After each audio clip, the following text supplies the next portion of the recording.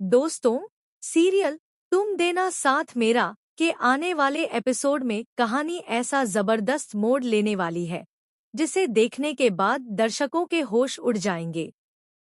अब तक आपने देखा कि अपराजिता के कंपनी से इस्तीफा देने के बाद रक्षित पूरी तरह टूट चुका है। वह बार बार खुद को यही दोष देता है कि अगर उसने सही समय पर अपने दिल की बात कह दी होती तो शायद आज अपराजिता उससे इतनी दूर नहीं जाती।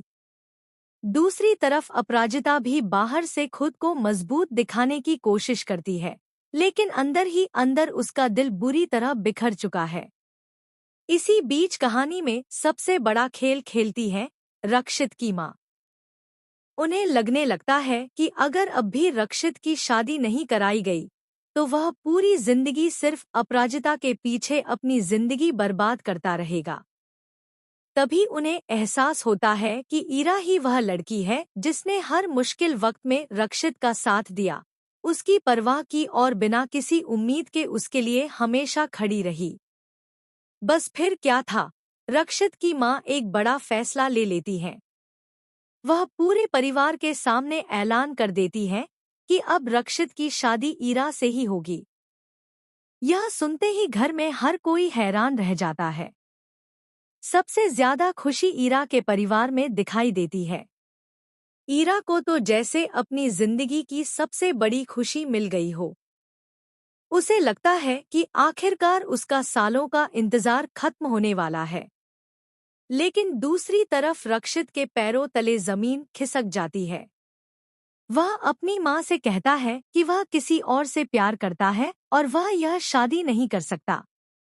रक्षित की यह बात सुनकर घर में सन्नाटा छा जाता है। तभी उसकी माँ गुस्से में उससे कहती है कि अगर उसने यह रिश्ता ठुकराया तो वह उसे कभी अपना बेटा नहीं मानेंगी। रक्षित बार बार अपनी माँ को समझाने की कोशिश करता है कि किसी की जिंदगी सिर्फ मजबूरी में नहीं बसाई जा सकती, लेकिन उसकी एक भी बात कोई सुनने को तैयार नहीं होता। आखिरकार उसकी माँ उसे अपनी कसम दे देती है। वह कहती है, अगर तूने मेरी बात नहीं मानी तो आज के बाद मेरा चेहरा कभी मत देखना। अपनी माँ की कसम सुनते ही रक्षित पूरी तरह टूट जाता है। वह समझ नहीं पाता कि माँ का साथ दे या अपने प्यार का। इसी मजबूरी में वह रोका करने के लिए हाँ कह देता है। उधर यह खबर किसी तरह अपराजिता तक भी पहुंच जाती है। पहले तो उसे इस बात पर विश्वास ही नहीं होता, लेकिन जब वह खुद अपनी आंखों से रक्षित और ईरा के रोके की तैयारियां देखती है तो उसका दिल चकनाचूर हो जाता है। वह चुपचाप वहां से जाने की कोशिश करती है ताकि कोई उसकी आंखों में छलकते आंसुओं को न देख सके। लेकिन यहीं से कहानी में सबसे बड़ा इमोशनल मोड़ आता है। रक्षित की नज़र अपराजिता पर पड़ जाती है। वह तुरंत उसके पीछे भागता है और उसे रोकने की कोशिश करता है। अपराजिता उससे कहती है, अब बहुत देर हो चुकी है। तुम्हारी जिंदगी में अब मेरी कोई जगह नहीं रही।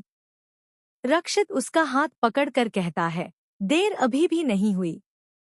अगर तुम एक बार हाँ कह दो तो मैं पूरी दुनिया के खिलाफ चला जाऊंगा।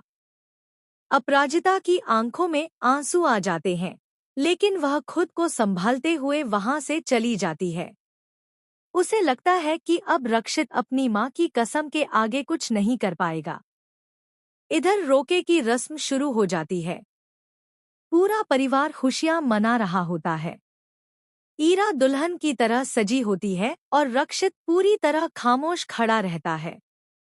तभी अचानक घर की सारी लाइटें चली जाती हैं। कुछ सेकंड के लिए पूरा माहौल अंधेरे में डूब जाता है। जैसे ही लाइट वापस आती है, सबकी नजरें एक बड़ी स्क्रीन पर टिक जाती हैं। स्क्रीन पर एक ऐसा वीडियो चलने लगता है जिसे देखकर पूरे परिवार के पैरों तले जमीन खिसक जाती है। वीडियो में साफ दिखाई देता है कि ईरा ने ही अपराजिता के खिलाफ कई झूठे सबूत तैयार करवाए थे। इतना ही नहीं, उसने कंपनी में अपराजिता की बदनामी कराने और उसे नौकरी छोड़ने पर मजबूर करने की पूरी साजिश रची थी।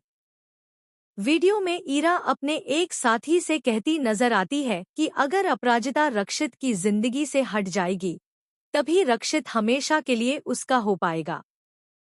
यह वीडियो देखते ही पूरा परिवार स्तब्ध रह जाता है। रक्षित की मां को अपनी आंखों पर यकीन नहीं होता। वह ईरा से जवाब मांगती है, लेकिन ईरा पहले तो सब कुछ झूठ बताने की कोशिश करती है। तभी वहां एक और शख्स पहुंच जाता है, जिसके हाथ में ईरा के खिलाफ कई और सबूत होते हैं। अब ईरा पूरी तरह घिर चुकी होती है। गुस्से में वह खुद ही कबूल कर लेती है कि उसने रक्षित को पाने के लिए यह सब किया था। उसकी यह सच्चाई सामने आते ही पूरा परिवार उससे नफरत करने लगता है। रक्षित तुरंत रोका तोड़ने का ऐलान कर देता है।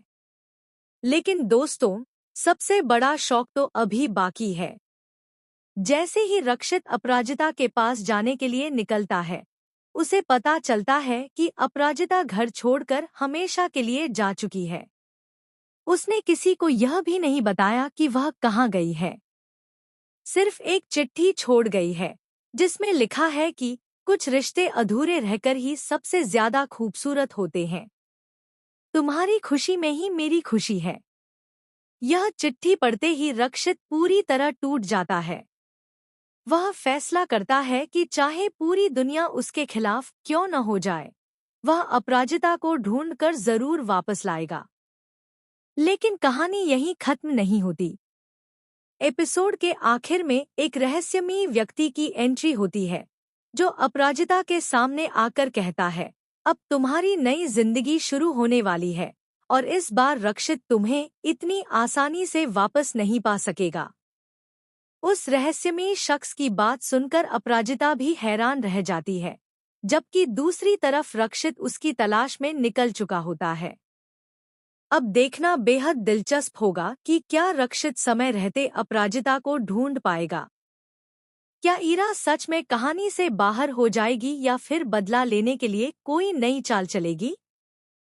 क्या रक्षित की मां अपनी गलती स्वीकार करेंगी? और आखिर वह रहस्यमयी शख्स कौन है, जिसकी एंट्री से पूरी कहानी बदलने वाली है? इन सभी सवालों के जवाब आपको आने वाले एपिसोड में देखने को मिलेंगे, जहां हर मोड़ पर एक नया खुलासा होगा और हर खुलासा कहानी को पहले से भी ज्यादा रोमांचक बना देगा।